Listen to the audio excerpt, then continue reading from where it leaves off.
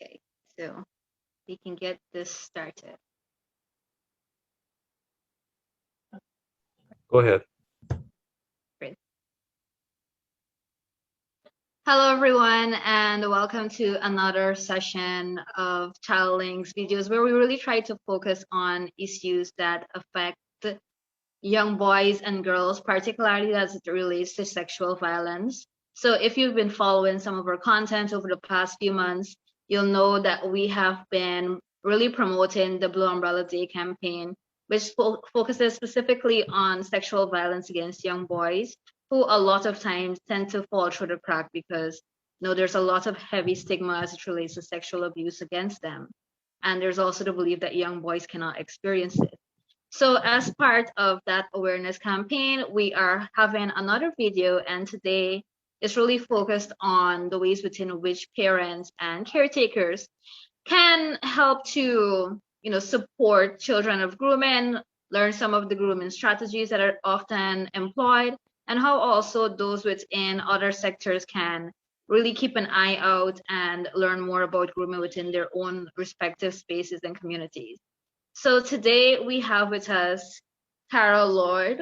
Now, Cara, for those who might be watching but might not be familiar with you, do you mind just giving a brief introduction of who you are and what you do?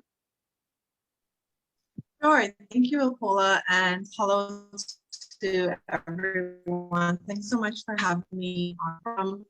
My name is Cara Lord. I have a couple of different hats that I wear. The primary one is as an educator. It's at the University of Guyana. I lecture in the area of psychology, and I am a psychologist by training. And I teach in the Faculty of Education and Humanities as a consultant, mostly with organizations. And I also do some instructional design and a bit of counseling as well. So that's basically me. I always appreciate these opportunities to be able to have open discussions about very topical issues, especially those that I know are affecting Guyana's population and population as well. And I agree with you, Paul. I find that there are some things that are very taboo to talk about, and that's one of the reasons that I appreciate these kinds of sessions, so that we get information out there. So anything that is usually tied to psychology and understanding people and awareness of ourselves as well, and what we can do to look out for each other are things that I'm generally interested in. Great. Thanks so much, Karen. It's really great to have you here. And I know that the wealth of experience and just knowledge that you have will be very beneficial to those who might be watching this later on. So first of all, I also wanted to wish everyone a happy Diwali. I know it's a holiday today and people are celebrating, but as they say, a lot of times when it comes to social issues, and those they affect, there isn't necessarily a break. So we always have to keep on it. So one of the things that always tends to cause a lot of people to question about what sexual grooming actually is that they're not readily able to identify it. So as parents, as caretakers, as those within the educational sector, what do you think are some of the things that people really need to be on the lookout for when it comes to those who sexually groom? So first of all, let me chime in with you to say a happy Diwali to everyone. I had planned in my mind that I would say that before the show started, and then we started talking about my background and it completely slipped me. So I want to jump in there to say that as well. And one of the things I neglected to say when I did a little introduction is that in my teaching, in my work as an educator, in Faculty of Education and Humanities, I generally tend to work primarily with teachers who are working nursery, secondary levels, education. So it's really, really interesting in my job and my work to really hear about some of the experiences teachers have with children, with their things, and some of them are just quite frankly very, very heartbreaking. To answer your question, I want us to be aware of a couple of things. One, when we think about grooming, generally speaking, we have to think about the fact that there are at least two people involved in the process. So there is an adult, so somebody over the age of 18 who is trying to build a relationship of trust with somebody who is a minor below the age of 18. And this key component, this relationship of trust, is towards their own, this is the adults, ability to be able to manipulate the minor, their ability to be able to take advantage of this person, or to exploit them in ways that may be physical and sexual. So those are some key things that we need to keep in mind. So this is a scenario where an adult is taking advantage of a child, but it is a little bit tricky in terms of the way that we try to identify it, because if we think about building a relationship of trust and demonstrating that you care and those kinds of things, it seems to be sometimes a blurry line for people, which is why it is sometimes difficult for the child to recognize that this is what's happening, and then also for people around. You might get a funny feeling or a funny sense about it, but then sometimes you wonder whether or not this is a scenario where the adult is just genuinely being nice to the child. They just care about the person. They just want to help them. They just want to support them and be there for them. And the interesting thing about it is that we sometimes don't think about the fact that sexual grooming can happen in a family setting. So it doesn't necessarily have to be a setting where you are outside of the family, where you're in school and it is between teacher student, or it is between family friend and child. It doesn't necessarily have to be in that setting. So sometimes it's difficult to recognize because we don't really know what the intention and the purpose of supporting a child is. And then of course we have, anybody below the age of 18, we have teenagers who are at that stage in life where they're just exploring and they're trying and learning about new things, and they do feel like they're at a stage where they can be responsible for themselves and they can make decisions for themselves. And I'm saying all of this to say that sometimes the lines feel very blurry and very muddled, and it's difficult for us to recognize that this person is being nice to us with a particular intention. And then the other thing I should say as well is that sexual grooming is something that can also not just turn into sexual assault or turn into a relationship after the child gets to the point where they reach adulthood, or where they're considered to be an adult, so where they're 18 or older. It can also lead to scenarios of sexual exploitation, human trafficking. So there are scenarios beyond just having a relationship with somebody and grooming them for a relationship once they get to this age where they are considered legally to be an adult. So some of the things that you could think about is around what the nature of that relationship is between the adult and the child. And the interesting thing about it is that I think traditionally speaking, when I think about it, I do think about a male-female scenario, or so the male is the adult and the female is the child, or strictly speaking, a female adult and male child scenario, but that is not the interpretation of the scenario either. I mean, there are scenarios where we could have same-sex kinds of grooming scenarios happening. And so those are things that we can't just put out of our minds and think that it's just not possible. Because I think a part of the problem is just thinking that adults will not ever have these kinds of intentions towards children. Yeah. And we kind of just put that aside and think, oh, that's not possible. They know that that's a child and they're not going to do that. I know I'm taking long with this, but there's so many things to unpack with it. And so that's why I'm trying to go into it slowly. So if we think about some of the things that we can look at as adults in terms of how we protect children against cases of sexual grooming, we can think about things like giving gifts and buying presents, or giving money to help to support the child. Sometimes they just want to buy something, so you just buy something for them, or you give them money to do it. Or so acts that you think are not necessarily normal or usual in a scenario where you're trying to help a child. So sometimes it's a child's birthday and you say, okay, I'll give you $1,000, and that's not a big deal. But on a regular basis, if you have somebody who is supporting this person financially, you have to begin to think about whether this child is safe, whether they are aware of what's happening, and even if they're not aware, what you can do to begin to make sure that you're safeguarding and protecting that child. The problem again here is that sometimes there are scenarios in families where the family themselves are depending on a child, a teenager, to bring in income or to have a boyfriend who buys bread or to drop them somewhere and those kinds of things.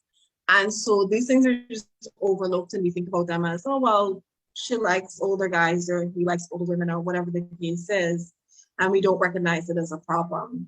Apart from that, it doesn't necessarily just have to be physical contributions, physical gifts or anything like that. I mean, you could also think about just anything that could cause this relationship of trust and vulnerability to occur. So this person could be a constant source of support, somebody that you can just trust to talk to and to share your secrets, somebody that you feel like you can rely on.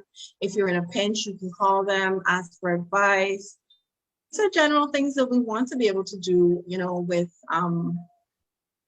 people that we know. So whether or not you're a teenager and an adult, and I'm using that scenario so that we don't necessarily go into talking about sexual grooming from a childhood period, which is quite possible. But I'm using the teenager adult kind of scenario because I think that is a little bit more common for us to think about and for us to see as well. And quite often it can happen in the school setting as well. So yeah, if you think about that, you think these are normal things that should be happening. You should have an adult that you're able to talk to and those kinds of things. But you also need to consider whether this is crossing a line, whether there are boundaries to what the conversation should be, who is the right person to be having certain conversations with, whether the parents are aware that this is the kind or nature of relationship that their child is having with somebody else. So I think those are some of the beginning things that I'll say for now, and I'll throw it back to you to focus the conversation a little. Yeah, thanks so much for that. And you really touched on a lot of important points. You know, one of the main ones, and I like that you focus a lot on teenagers because usually when we think about child sexual grooming, a lot of time it's focused on younger children. And so when it comes to teenagers now, you know, they're basically seen as fair game. And as you mentioned, you know, persons might just have the perception that, oh, this person, they like older men or older women. When in actuality, this child is still being groomed. So I'm really glad that you highlighted that point. And so when it comes to things such as, you know, a lot of times economic dependency can cause a lot of issues within family settings. And so a lot of times groomers tend to target those who are vulnerable. And a lot of times that also ends up with them targeting the family. You also grooming the family as much as you grooming the child, because once you make them dependent on you to provide certain things, then your access to that child or teenager becomes a lot more easy in that sense. And so that's some of the things that a lot of people don't really recognize with sexual groomers, is that a lot of times they tend to also focus on the families of the children they're trying to, you know, sexually abuse. And I feel like that's usually not a point that's really highlighted. And so when it comes to, oh, you also mentioned a point that I wanted to early comment on, you know, is the feeling that you can sometimes get, you know, what they call your intuition. Now, when it comes to that, I feel like it's very necessary for persons to trust that feeling. If you have an off feeling about, you know, the interest an adult is showing in a child, honor that. And a lot of times, while we might not necessarily see persons sexually abusing a child, what we can see is them, you know, breaking certain boundaries with a child, certain behaviors that you know is wrong for an adult to necessarily have with a child. Even as, you know, you mentioned the point about giving the child gifts or money and stuff like that. So just ensuring you have those firm boundaries in place that, oh, we don't give the child gifts or money unless it's the birthday or it's an event or stuff like that. Those are small ways within which you can also, as parents, also ensure that you're enabling some boundaries with adult relationships with children, and also to let them know that you're keeping an eye out, because chances are, if a sexual groomer is aware that you're paying attention, they will kind of fall back. They will stop that grooming behavior, because a lot of the times they tend to focus on children who do not get the kind of attention and support they need within the homes. So one of the things that I was really curious about, and with your psychological background, it can be very beneficial as it relates to, kind of sharing some of the ways within which parents and other persons can really support children who have experiences of child sexual grooming and abuse.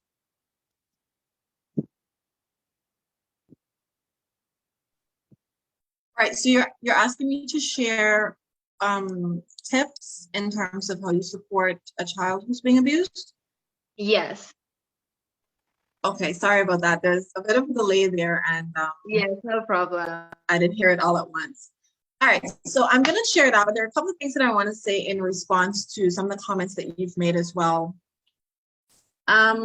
So I really feel strongly about driving home this point tied around growing the family, because I feel like that is definitely a soft target area.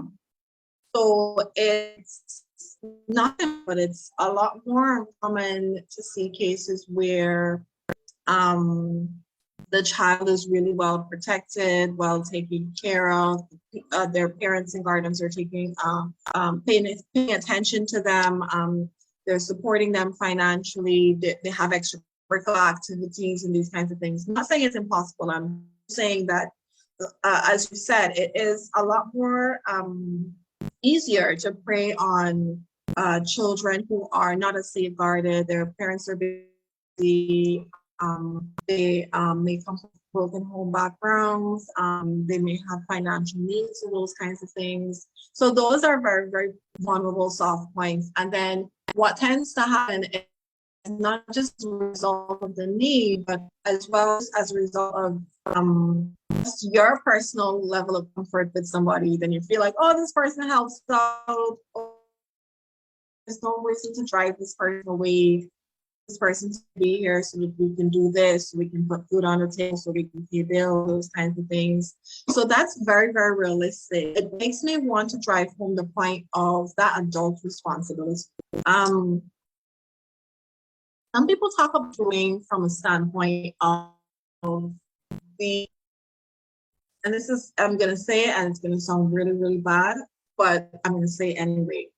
People talk about it and think about it from the standpoint of the teenager, not saying the child, again, not going to the child, because that to me is a completely different conversation. And I'll tell you why I think so too. But the teenager being the one who is willing to be a part of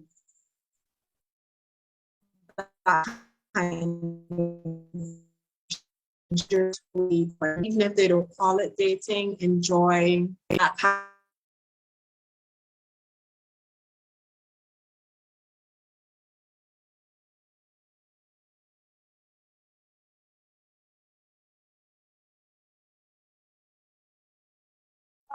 forward, or leading on an adult, or putting themselves out there, or making advances and those kinds of things. And I want to drive home the point that whether or not we want to think about it in this way, whether or not it may appear to be that way in practice, whether or not advances have been made from somebody who is a minor, the adult in that scenario has the responsibility to make decisions that are not just smart for themselves, but that are beneficial to protecting that child, even if we see a teenager as somebody who's old enough to make decisions for themselves, or somebody who is projecting themselves in that way that they're old and they're responsible and they know what they're doing and want to do. I think the adult who we're going to say has done the grooming, because they're the adult and the other person is 18, below the age, and it's in the person who is responsible. So parents, the guardians, even teachers have some amount of responsibility vigilant and aware of making sure that we protect our children, steer them in the right direction where we see there's something that is not natural, and certainly can lead to a situation of being taken advantage of. And I like that we are focusing on sexual grooming because there are, of course, scenarios where what's happening in the scenario is straight up rape. So it's straight up statutory rape. There are persons over the age of 18 having sex with persons, who are considered to be minors. But sexual grooming doesn't necessarily mean that the act of intimacy or sex or inappropriate bodily contact is taking place. And so we tend to play that down softly to think it's not as bad of an issue to have somebody who is there looking out for you and is taking care of you in some form, somebody that you can trust, somebody that you can go to. So it's not such a bad thing because you're not going to do anything with them unless you choose to when you're an adult and you can make those decisions for yourself. And it's a very, very gray area for some people, and they think about it as it's not such a terrible thing. But if you think about the implications psychologically of what that means for the individual who's being groomed and what that also says about the person who is doing the grooming, then there may be some things that we could unpack there later. Getting to your point of thinking about some of the ways that we can support children who are being groomed, who are being assaulted, who are living through very traumatic scenarios tied to abuse. There's several ways. There's so many things that I can say. First of all, we have to think very carefully about what that scenario is. There are a couple of different scenarios that can happen. And for me, the priority as a psychologist and as an individual is to make sure that what we are doing, our first response, is to remove that child's pain, to protect that child, to make sure that their physical and personal safety is safeguarded. So maybe ensuring that we remove the child from a specific space or setting. It may mean that we may have to bar contact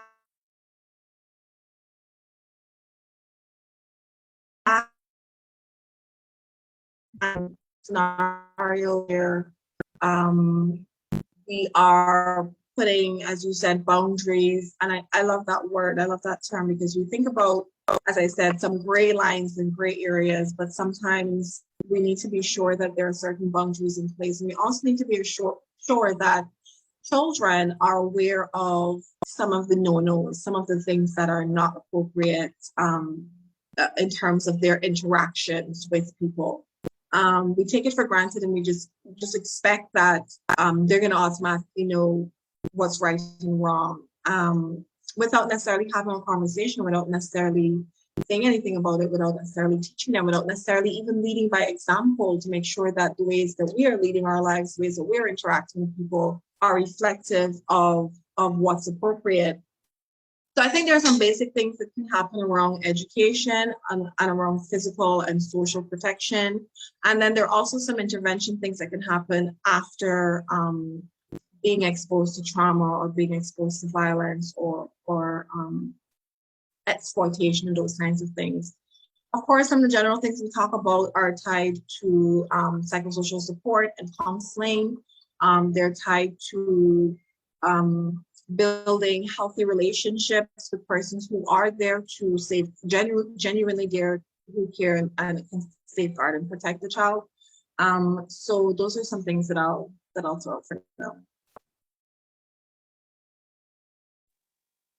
Yeah, thanks so much for that. I think that when it comes to, it's really good to make the distinction between child sexual grooming and sexual abuse. And as you mentioned, a lot of people do tend to see it as being something that is not as important.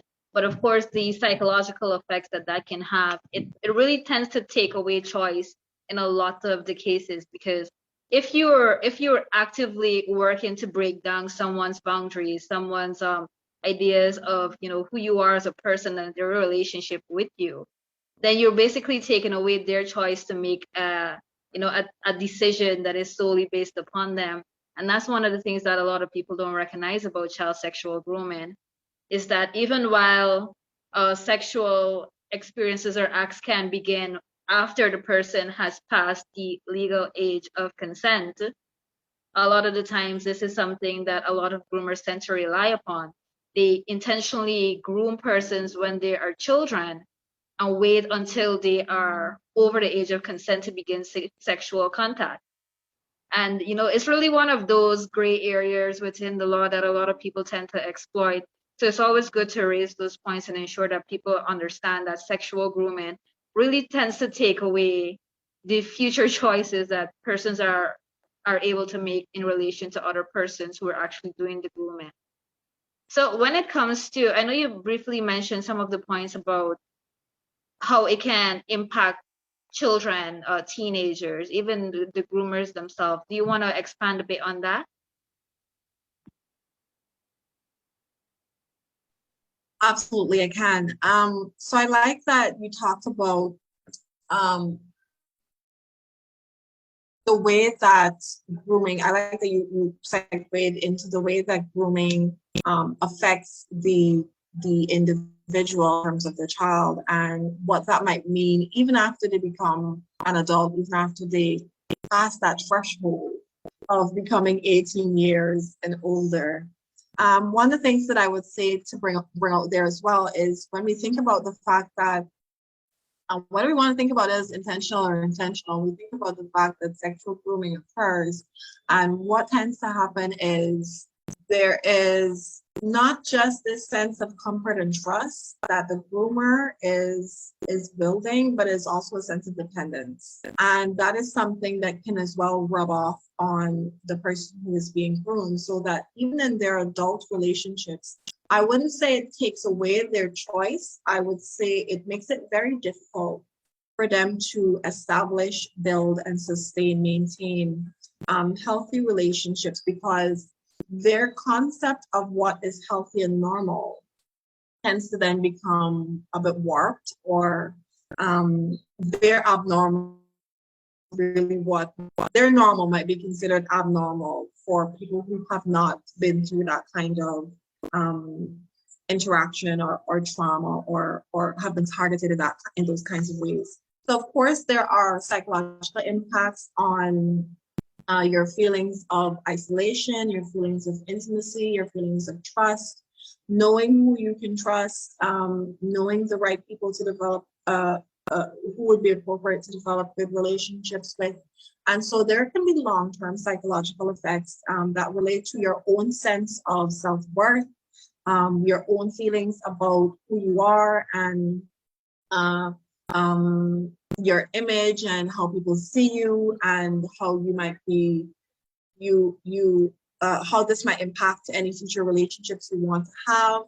And then, so that it affects you individually as a person, in terms of your feelings about your self-esteem and all of those things. And it also affects the relationships that you have with others around you, how you build those relationships, whether you put backup barriers that are near impossible to break down, or whether you continue to have your barriers dropped because you are so accustomed to being taken advantage of and not even knowing that you're being taken advantage of. If I can, very candid in the way that I say that.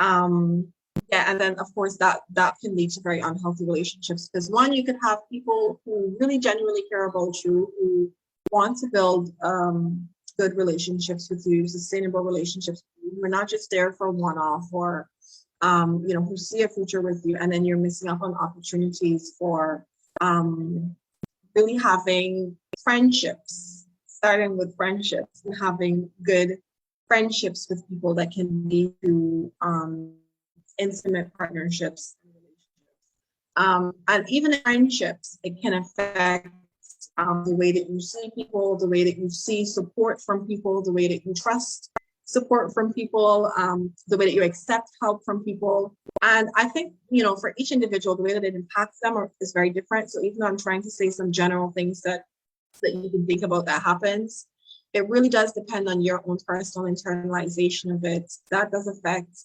how you feel about what's happened, how you feel about what can happen in the future, whether you even feel like it affects your decision making. And sometimes we can feel like this is not something that bothers me, it doesn't affect me. I don't think about it, I don't make decisions based on it. But people who have never even studied psychology understand and recognize that there is what we know as the unconscious mind.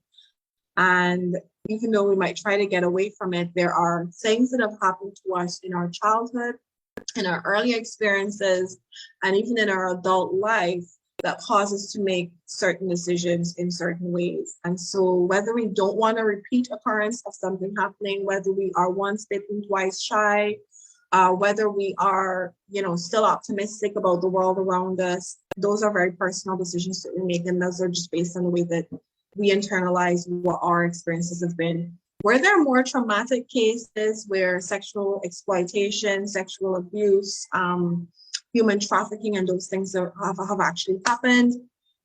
There are significant implications, again, for some of the long-term effects that I've mentioned, that can continue just be with you for as long as you, and it will be with you for as long as you live. But I mean, the way that you learn to be resilient and to cope and to make good decisions are really very individual, but they also depend on the kind of support that you can receive and that you do choose to receive. And I like to say that even though we like to push people towards counseling, and counseling is very important, I'll never say that counseling is not important, even if you don't feel like you've been through a traumatic experience, even in cases where you haven't experienced violence and abuse or assault or feeling like threatened or there's scenario that everybody needs some form of counseling in some way. So I'll never shy people away from that. But even as we think about the importance of counseling and the support that we receive, we have to recognize and consider that where there are people who don't want to be counseled, want to talk about that are affecting or things that they don't think are affecting them. Cases of resistance can be very harmful to them who are trying to support them as well. So there are always people around you who love you, and the way that you respond to them, react, interact with them can affect the quality of the relationship that you have with them. So if you're not accepting of their help and love and support, then that's going to affect their continuous pouring out into you. And then you can start to feel isolated, like nobody cares about you, and nobody's there for you, and those kinds of things. So if you don't want, and if you don't feel like you need, and if you're resisting counseling and any other forms of psychosocial support, that can tend to perpetuate your experiences of trauma and of violence, or even if you don't think about it in a traumatic, violent way, it can perpetuate these negative experiences in terms of the relationships that we don't build, or we do build, the wrong relationships that we do build and foster, and those kinds of things. And that can continue to occur and to happen and to affect you throughout your life, whether you see that as a conscious or. Yeah, that's all you said. It was just very, very spot on. A lot of times we tend to look at the violence within our society, the violence in our communities and homes. And the question is often asked as to the contributors for that. A lot of times people are dealing with a lot of unresolved trauma that they never really had an opportunity to work through. And of course, trauma that's not addressed does not necessarily disappear. It just manifests in different ways. And so, yeah, when it comes to a lot of violent relationships and all of that, the way within which you operate in a relationship, it all depends on one, your experiences that you've had, the intention with which you've tried to work through those experiences. And I feel like a lot of people generally don't tend to see the linkages between their childhood and who they are today. And so just kind of shedding some light on that can be really beneficial. On that point, when it comes to the ways within which we really train children or bring them up, I feel like a lot of times young children from young are their bodily autonomy is really questioned, or it's not something that is encouraged.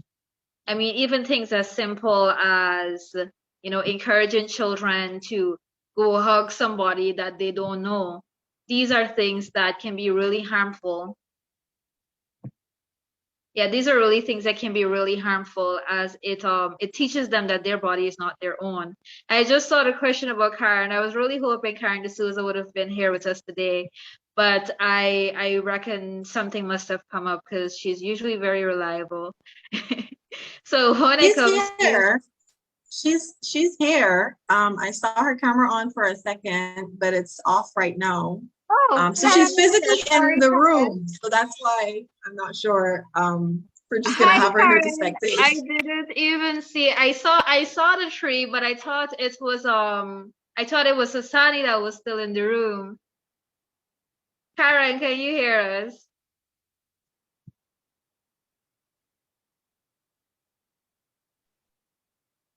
Yeah, I don't know if maybe she stepped away because she was literally here for I would say a good 20 minutes at least, and she had her camera on for a Really? bit. Here she is.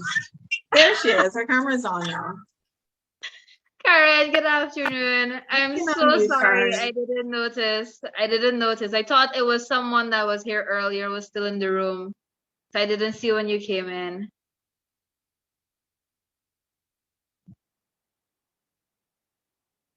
I'm not sure. Are you hearing us? She just needs to unmute. Yeah. Oh. She just needs to unmute. Okay, Well, I'm Karen, not if you sure can if she's hear having us, difficulty. maybe unmute and so we can hear some of your thoughts surrounding this topic. I was really looking forward to hearing more from you. Okay, so she's talking, but she's still not unmuted. So maybe as host, you can Okay. send her a link you can just kind of request that she unmutes, and then once she accepts that, then it'll unmute for her. I don't know if she's having some difficulties.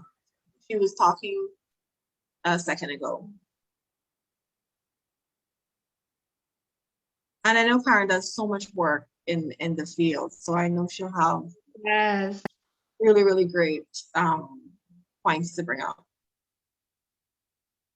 Okay, Karen, I've asked you to unmute, so I'm not sure what might be happening.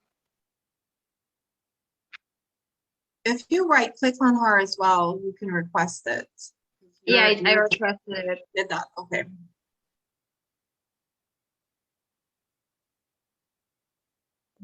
All right, maybe we can check in with her. We can check back in with her and see, and or maybe while I'm saying some things, maybe you can bring her on the phone and see what difficulties she might be having.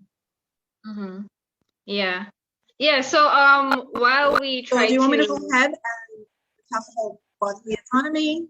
Should we jump into that? yeah, that would be great. So ways within which we can promote bodily autonomy for children and, really encourage the idea that their body is their own and stuff like that. So I'll say that this is a little bit tricky, but only because there is a very germane culture that we have not just adopted, but we grow into, where we tend to live in very close-knit communities, or we tend to live in families where there are expectations of children. So from a very, very early period of time in life, we are very accustomed to forcing children to do things that they outrightly demonstrate and sometimes say to us that they do want to do. And whether those are simple things like the examples that you have given, so hugging your aunt or your uncle or a family friend, or giving somebody a kiss, we tend to encourage children to do that so often. Oh, just give them a kiss or give them a hug and it's okay. And what we've recognized is that these kinds of practices that are very cultural practices, Anna, and in the Caribbean as well, help us to create this sense of I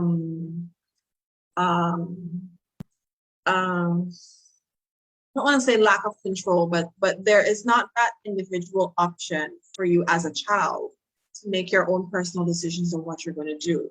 And I'm happy because I can now speak about this in a way that I know and I recognize that some parents and guardians are aware of these issues. And so they don't force children to do that. So they are never going to push a child and say, oh, give them a hug, give them a kiss, show auntie some love or whatever the case is. But some parents are in a place where they recognize that to be rude. So if I tell you to do something, then you have to do it. If I tell you to, show granny some love or whatever the case is, that's rude. It's not optional.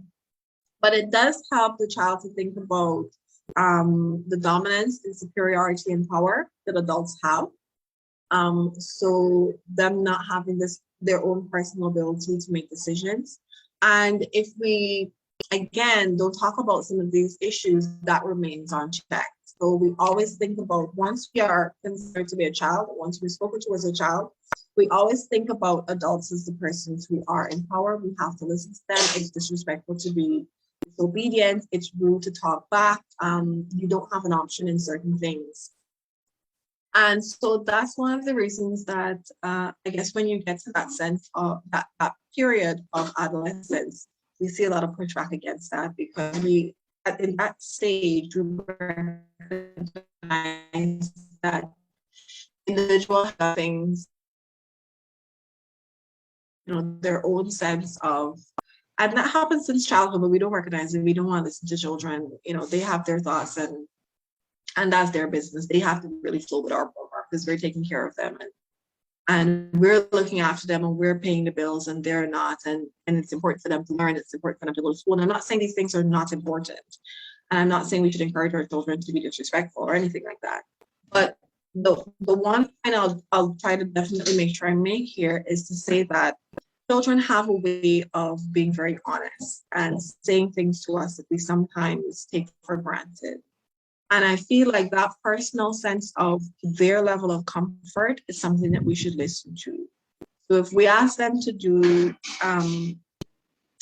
something that they feel should be a decision of their own in terms of whether or not they're going to hug somebody or kiss somebody or touch somebody or spend time with somebody, I think those are decisions that we should also let them have a say in, because sometimes what children will say to us is, I don't feel comfortable over my aunt, or I don't like sleeping over at this person. But because we as the adult are in a situation where we need you to stay there, we need somebody who's going to look at you and keep you and take care of you, we ignore that, we don't listen to that, and we don't engage in a further conversation beyond that. And those kinds of, I would say, neglect can encourage us to encourage the children to think about their voices and their opinions in those methods, such as those as non-existent or not important or not critical. And again, as I mentioned, those things can carry through until you get to a point where you feel like people shouldn't tell me anything. I have to make decisions for myself. And that tends to bubble up a lot, quite often in adolescence, where we think, oh, teenagers are rude, they want to do their own thing, they want to listen, their ears hard, they feel to know everything. But some of those issues from childhood are some of the issues we see coming up there, things that we either didn't listen to, didn't pay attention to, didn't allow them to say, didn't allow them to do. They're between being a child and being an adult, and they're forcing the issue of making decisions for themselves. And so we see it bubbling up as very big issues there. What I'll say, the final thing I'll say, at least on this for now, is I think it's important from that period of childhood, early childhood, to be very attentive to our children, what their body language is saying, what their tone of voice is saying, and what their words are saying to us. Attentive in that we have to listen to it, we have to be observant about what they're saying to us about their interactions with other people. And then as they get older, we need to have conversations that are uncomfortable conversations that we don't want to have with our children. Because again, I say, if we don't know, if we don't share with them, if we don't allow them to recognize differences between right and wrong, good and bad, appropriate and inappropriate, there are certain concepts in their mind that can carry over and carry through into adolescence and adulthood. I see Karen is online with us now and she's unmuted, so I'm going to pause here. Yeah, I think I have some now. I don't think I've ever had such technology problems. But it's the first time I'm using the phone on Zoom because the computer refused to help. I although it really is not necessary. I think Kara is doing an excellent job discussing these various issues. A little bit more politely than I would, because part of what you were saying when I came back on sound, was not being rude about or thinking that the child might be rude because they don't want to hug or embrace somebody, even if it's a family member. No. If the child doesn't want to do it, why do you want to make the child do it? It's incumbent on a relation, on a relative, however close or distant, to build a sensible relationship with the child. And part of our cultural problem is the ways in which we treat children as objects, as some kind of appendage to their responsible adults. And therefore, the child is rude, the child is disrespectful if a child expresses opinions and says, and so we start from when they're very young to teach them how to dissemble, to teach them how to not express themselves. We set out, in fact, to silence kids before they can speak properly, and then we wonder at the kind of society that we have. So so I mean, I think you're spot on. The only thing, I think you and Akola, Kara, were speaking about the grooming from childhood and then potentially starting a relationship in adulthood once the child or the teenager has passed the age of consent and passed the age of majority. And those for me are extremely dangerous relationships because they have all the seeds of exploitation, of abuse, of a lack of equality in relationship. Because I mean, if an adult is grooming a child or a teenager, as the case may be, from a point of view of I guess ascendancy, of superiority, then that doesn't change when the person hits 18 or 21 or whatever age you want to consider it. That unequal relationship is maintained, and I think it's for me, it's tantamount to situations in which a child is raped, and in order to settle it and to remove the shame, the rapist is allowed to marry the child to avoid going to court and to avoid facing charges. It's part of a whole cycle of behavior that unfortunately we seem to be very tolerant of. And I don't think we have enough work going on to address it, not necessarily via the courts, but to address it culturally, to address the kinds of damage that we continue to do to children by not listening, by treating them as though they need to be hammered into submission, by not believing them when they complain about certain kinds of behavior from trusted people. And we really have to do a whole lot more to alter those attitudes that we have in relation to children. I think one of the things you wanted to discuss, Akola, and I may have missed Cara on it. Part of also the dangerous cultural behavior is the silence in families around reproductive health, around reproduction, around sex, and sexuality. Because if inside the family there's silence there, then a child or a teenager is very vulnerable to anybody who will talk with them. And if you're living, if a child is living in an unkind household, then I mean, gifts are not necessary. Just simple kindness, kind words are the trigger, and the bait. So it's again, and I know we're putting a lot of pressure on families, but we also have to recognize that in these socioeconomic times, some of what we need to demand from families is not possible. And we don't have enough professionals like you, Cara, who are prepared to step out there and provide the support that's necessary. Yeah, so in a mouthful. The other thing which you may not have addressed is is a Cola's question about the law. No, the law is not adequate on grooming. The law assumes a child. It does not. It does not. It does not cover the scenarios that the two of you were discussing earlier. So it simply assumes, some remote contact to begin with, and then a meeting.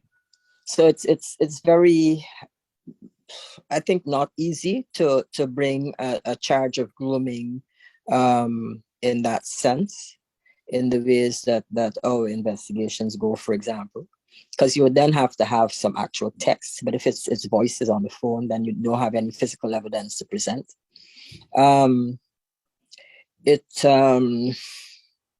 It does not necessarily look at the grooming or cover the grooming of a person who is actually in physical contact all the time. So a regular visitor to the home, and we have many cases in the courts in which this is a trusted uncle, this is a neighbor who is in touch with the children all the time, and the parents may be blind to the grooming that's happening.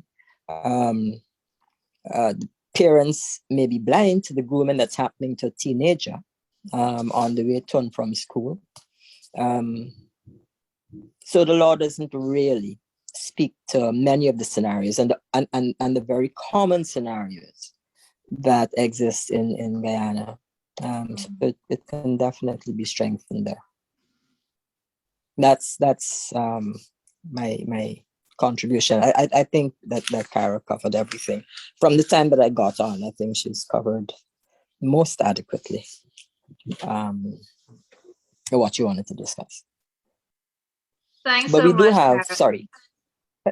sorry, one thing that I think was not mentioned is the societal responsibility. Yeah. It's very easy for us to point fingers at parents and say, you bring this child into the world, is your business, is your responsibility. But I think we have to go beyond that and acknowledge that the society does have, and the community does have, a major responsibility in keeping children safe. And we're not holding up that responsibility at the moment. That is very true. Yeah, that is very true. Every man for themselves. That's a typical ideology of Guyanese society. And I mean, many societies across the Caribbean and the world. And it's unfortunate because when that happens, of course, the real victims are the children who lack support, who lack the relevant, necessary resources they need to really heal or avoid situations such as that.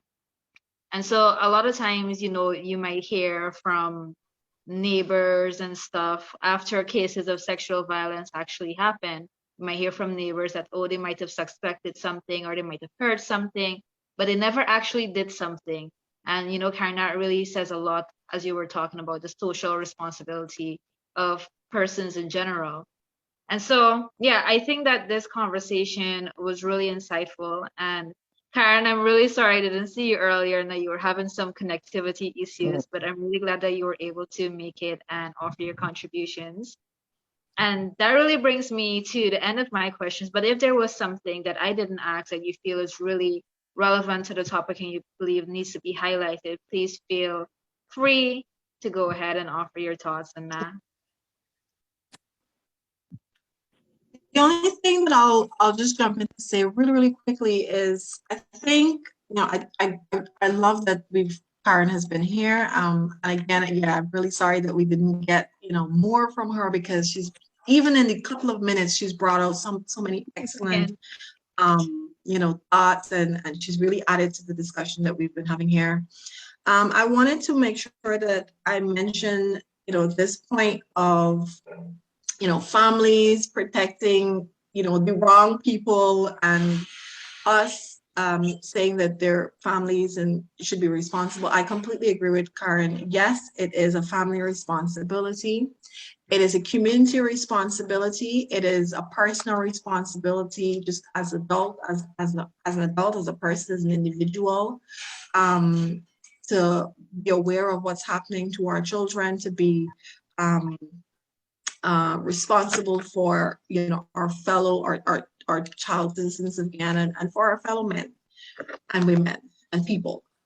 So I think I don't have a problem placing that responsibility on families. I think if you have been responsible enough to decide that you're going to have children, then those children are your responsibility. So I don't have no problem, no qualms saying to parents, please be responsible for your children. Please listen to your children. Don't ignore them. Don't believe them when they say things to you. Yes, I know sometimes children lie, but they're not going to come and tell you this person did this thing just to say this person did this thing. That's not some random thing that the child is going to make up for the fun of it, right? So we have to be very careful with that. The other thing I would say, yes, there are some levels of responsibility that move beyond community responsibility. So there are some things that we expect from governance. There's some things that we expect from policy and the law, and we don't quite have all that we expect there. There are quite a couple of, as you said, Karen, they're not many, but there are a few psychologists. There are quite a number of social workers. There are a few psychiatrists as well.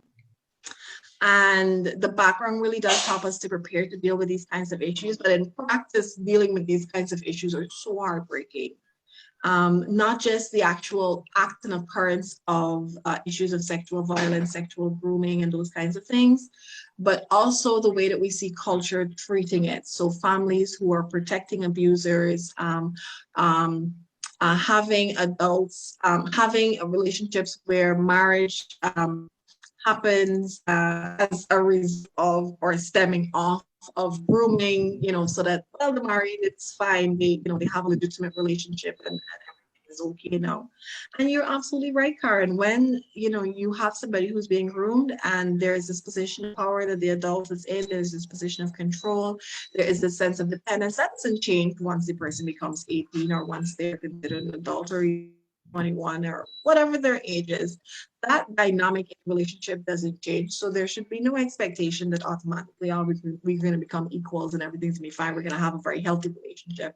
It didn't start off as a healthy relationship, and it can't just randomly blossom into a healthy relationship just because there is some amount of years that somebody has lived now. So there are some responsibilities that I know are individual, are personal, are tied to family and community, but there's some larger responsibilities, and you're absolutely right. The laws are not sufficient. They do not cover it well in practice. In courts, it's quite a difficult case to bring towards the court. And I find that any case that's tied to abuse, violence, trafficking and those kinds of things are very sensitive issues that we don't like to talk about, so we talk around them. And I've been really hoping not to talk around them. So I thought that the way I was saying things was a little bit rude. So I appreciate your comment about me speaking about these things nicely.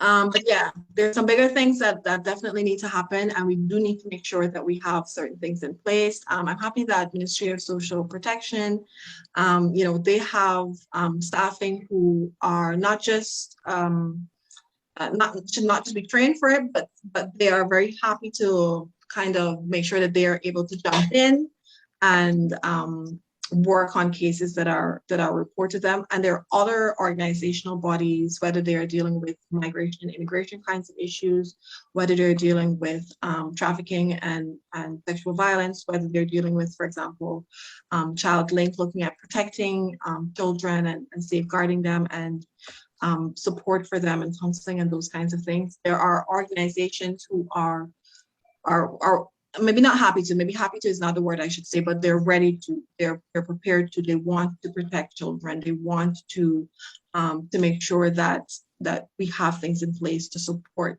children and the families that need that kind of support.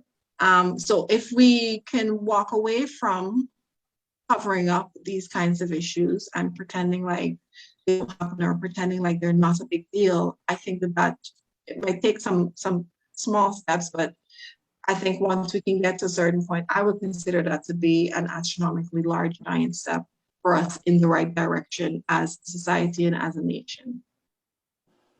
Just want to come back on one point that you made, which is about the responsibility of families.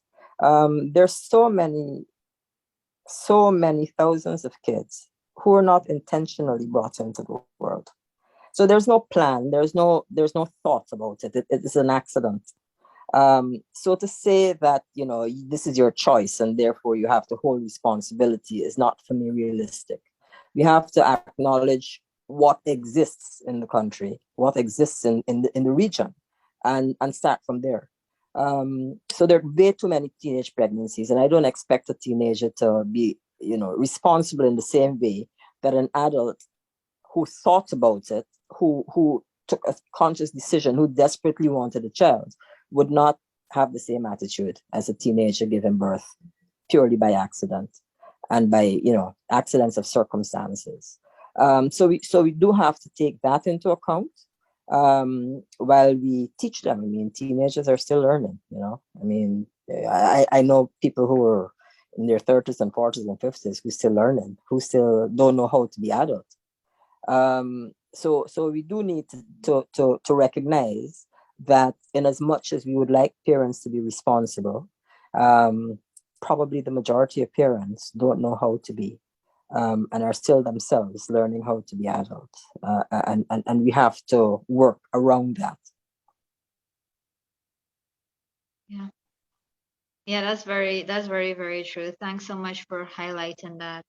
I know the responsibility of learning and just trying to grow as a person can be really heavy sometimes, but it is very necessary if it is that you're trying to create healthy patterns, healthy relationships, all these things. So yeah, I'm really happy that we had this discussion today, and I certainly have been a better person for it. I learned a lot both from you, and I'm thankful for your time today. I know today is a holiday, so I'm trying not to keep you too much.